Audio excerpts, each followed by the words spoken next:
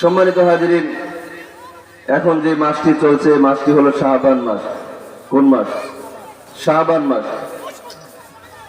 এই মাসের আগে যে মাসটি আমাদের থেকে বিদায় নিয়েছে ওই মাসটি ছিল রজব মাস।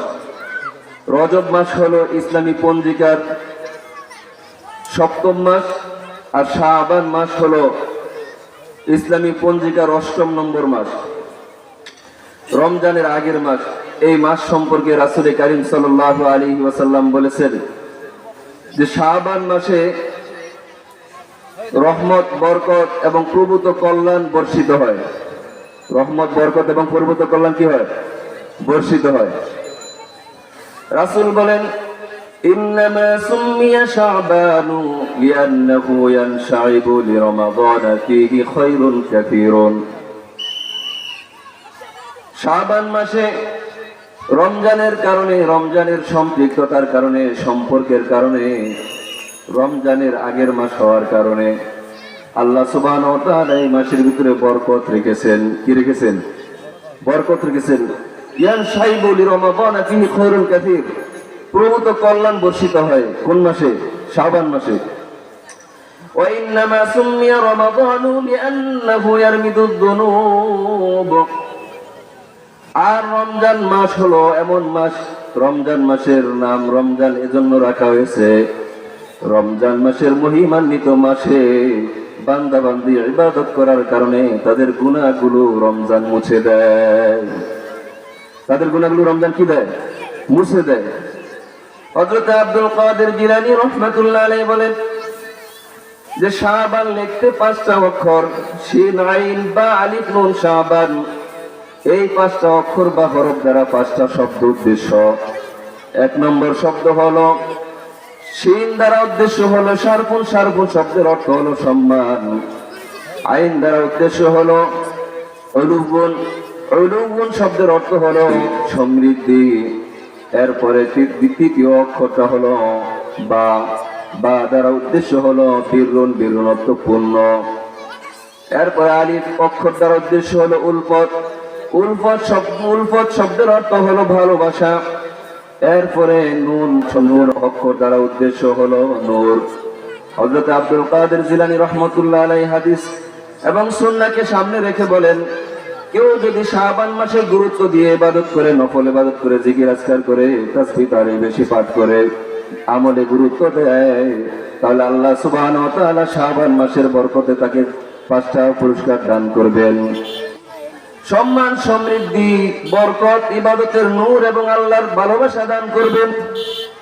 এজন্য রাসূল কারীম সাল্লাল্লাহু আলাইহি ওয়াসাল্লাম বলেন, ইন্নামা সুম্মিয়া শাবানু লিআন্নাহু ইয়ানশাইবু লিরমাদানা ফীহি খায়রুন কাসীরুন। শাবান মাসের নাম শাবান এজন্য রাখা হয়েছে, এই মাসে শাবানের বরকতে রহমত বর্ষিত হয়, বরকত বর্ষিত হয়। وإنما سمي رمضان لأنه يرمد الذنوب। রমজান মাসের নাম রমজান এই জন্য রাখা হয়েছে, রমজানের নেক আমলের কারণে আল্লাহ অনুগ্রহ করে আল্লাহর স্বীয় কৃপায় তার বান্দাবান্দির গুনাহগুলো মুছে দেন। বলেন না সুবহানাল্লাহ। আমি একটা ছোট উপমা দিলে বুঝবেন শাবান মাসের গুরুত্ব বেশি। এটার কারণটা কি? হাদিস শরীফের ভিতরে আসছে রাসূল কারীম সাল্লাল্লাহু আলাইহি ওয়াসাল্লাম শাবান মাস আসলে টানা রোজা রাখতেন, নফল রোজা রাখতেন। সাহাবায়ে কেরাম জিজ্ঞাসা করলেন, হে আল্লাহর রাসূল, কোন মাসে রমজানের বাইরে এত বেশি রোজা রাখতে দেখি না, রমজানে পরিপূর্ণ রোজা রাখেন, কিন্তু রমজানের বাইরে শাবান মাস ছাড়া কোন মাসে এত বেশি রোজা রাখেন না যে পরিমাণ রোজা শাবান মাসে রাখেন। রাসূল কারীম সাল্লাল্লাহু আলাইহি ওয়াসাল্লাম বলেন, শাবান একটা গুরুত্বপূর্ণ মাস, আল্লাহর কাছে মর্যাদা সম্পূর্ণ মাস। এই মাসে ইবাদত করলে আল্লাহ বরকত দান করেন, আল্লাহ সন্তুষ্ট হন, এবং প্রতিদিন এই মাসে বান্দার আমলনামা আল্লাহর কাছে পেশ করা হয়। আমি চাইতেছি আমার আমলনামাটা শাবান মাসে এমন অবস্থায় উঠাক যে অবস্থা আমি রোজাদার, যে অবস্থা আমি কি রোজাদার। দেখেন, একটা বাড়িতে যদি বিয়ের অনুষ্ঠান হয়, যেদিন বিয়ের অনুষ্ঠান হয় ওই দিনটা আগের দিন, তার আগের দিন, তার আগের দিন বাড়ির উঠান, ঘাট, মাঠ পরিষ্কার করেন, বাড়িতে প্রবেশের পথ পরিষ্কার করেন, গেট বানান, ঝাড়বাতি লাগায়, লাগায় কি লাগায় না? লাগায় না? এখন আপনাদের কাছে প্রশ্ন, যেই দিন বিয়ের দিন আপনার ছেলে বা কন্যা সন্তানের ওই দিনটা গুরুত্বপূর্ণ নাকি বিয়ের আগে যে 2-3টা দিন আপনি বাড়িকে পরিপাটি করেন, ঝাড়বাতি লাগান, গেট বানান, ওই দিনগুলো গুরুত্বপূর্ণ? গুরুত্বপূর্ণ না। কেন গুরুত্বপূর্ণ? যে ওই দিনগুলায় বিয়ের দিনের আনুষ্ঠানিকতার সৌন্দর্যের জন্য সময়টা ব্যয় করা হয়। কথা বলেন ঠিক ঠিক না? যেহেতু মহিমান্বিত মাস রমজান মাস আসতেছে, আল্লাহ সুবহানাহু ওয়া তাআলা ওই রমজানের উসিলায় বান্দাকে মহাপুরস্কারে পুরস্কৃত করবেন। এজন্য আল্লাহ সুবহানাহু ওয়া তাআলা ইঙ্গিত দিয়ে বলেন যে বান্দা বান্দি, রমজান মাসের বরকতের কারণে, সম্মানের কারণে আমি শাবানের মর্যাদা বাড়িয়ে দিছি। যেভাবে তোমরা দুনিয়াতে তোমাদের বিবাহ অনুষ্ঠানের দিনের আগের 2-4টা দিনকে অত্যন্ত গুরুত্ব দিয়ে বাড়িকে পরিপাটি করো, সাজাও, কেমন? এরপরে শাবান মাসের একটা দিন রজনী আছে। শাবান মাসে একটা রজনী আছে। ওই রজনীটা হলো 14 তারিখ দিন অতিবাহিত হওয়ার পরে যে রাত, ওই রাত যেটাকে হাদিসের পরিভাষায় লাইলাতুন নিসফি মিন শাবান বলা হয়। কি বলা হয়? লাইলাতুন নিসফি মিন শাবান বলা হয়। হাদিসের ভিতরে শাবানের লাইলাতুন নিসফি মিন শাবান তথা আমরা যে শবে বরাত বলি, ওই রাত্রে কয়েকটা নাম আছে। ওই রাত্রিটাকে লাইলাতুল মুবারাকা নাম রাখা হয়েছে। কেন লাইলাতুল মুবারাকা নাম রাখা হয়েছে? ওই রাতে বান্দাবান্দির উপরে বরকত বর্ষিত হয়, এজন্য এটার নাম লাইলাতুল মুবারাকা। লাইলাতুন নিসফি মিন শাবান তথা শবে বরাতের আরেকটা নাম আছে, ওই নামটা হচ্ছে লাইলাতুর রহমা। ওই রাতের নাম লাইলাতুর রহমা করে কেন নাম রাখা হয়েছে জানেন? ওই নামটা রাখা হয়েছে এজন্য ওই রাতে আল্লাহ তার বান্দাবান্দির উপর রহমত বর্ষণ করেন, দয়া করেন। শবে বরাতের রজনীর আরেকটা নাম আছে লাইলাতুস সিক, অনুমোদন পত্রের নাম। আল্লাহ সুবহানাহু ওয়া তাআলা ফেরেশতাদেরকে বলেন, ধরো অমুকের নাম লিস্ট নিয়ে নাও, এর ভিতরে লেখা আছে আমি তাদেরকে ক্ষমা করে দিছি। এরপরে আরেকটা নাম হচ্ছে লাইলাতুল বারাত, মুক্তির রজনী। আল্লাহ সুবহানাহু ওয়া তাআলা জাহান্নামের খাতা থেকে নামটা কাইটা দিয়া, জাহান্নামের খাতা থেকে নামটা কাইটা দিয়া জান্নাতের খাতায় নামটা লেখা দেন। জাহান্নাম থেকে মুক্তি পায় বান্দাবান্দি, এই জন্য ওই রাতের নাম রাখা আছে লাইলাতুল বারাত।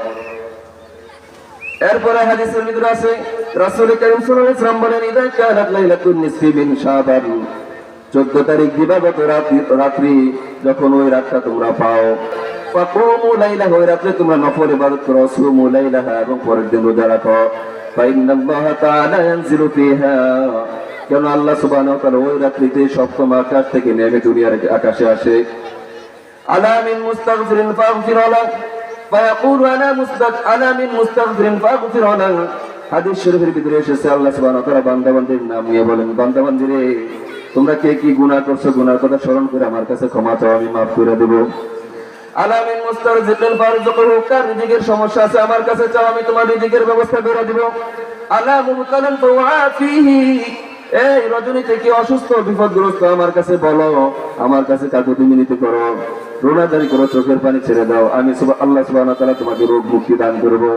আলা কাজা হাত্তা ইয়াতলু আল ফাজর, এভাবে হাদিস শরীফের ভিতরে আসছে পরের দিন সূর্য উদয়ের আগ পর্যন্ত আল্লাহ সুবহানাহু ওয়া তাআলা বান্দাবান্দির নাম ধরে ডাকতে থাকেন আর বলেন, কার কি লাগবে আমার কাছে চাও। এজন্য ভাইয়ের আমার উস্তাদ জি, সম্মানিত মুহতারাম উস্তাদ মাওলানা আহমদুল্লাহ ফুয়াদ সাহেব হাফিজাহুল্লাহ হযরত চলে আসছেন। আমি শুধু হাদিসটা শেষ করার জন্য, হাদিসের তরজমাটা শোনানোর জন্য একটু দেরি করলাম। উস্তাদের কাছে ক্ষমা প্রার্থী এবং দোয়ার দরকার।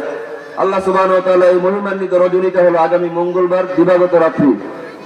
আল্লাহ সুবহানাহু ওয়া তাআলা এই দিবাগত রাত্রিতে সবে লাইলাতুন নিসফি মিন শাবান, শবে বরাতের রজনীতে রাত্রি জাগরণ করে ইবাদত করা, কোরআন তেলাওয়াত করা, জিকির করা এবং আমল ইবাদত করে রাত্রি জাগরণ করে ইবাদত করে আল্লাহ সন্তুষ্টি অর্জন করে তৌফিক দান করুন। সকলে বলে আমিন। আল্লাহ সুবহানাহু ওয়া তাআলা আমাকে আমাদের প্রত্যেককে কবুল আর মঞ্জুর করুন। আসসালামু আলাইকুম।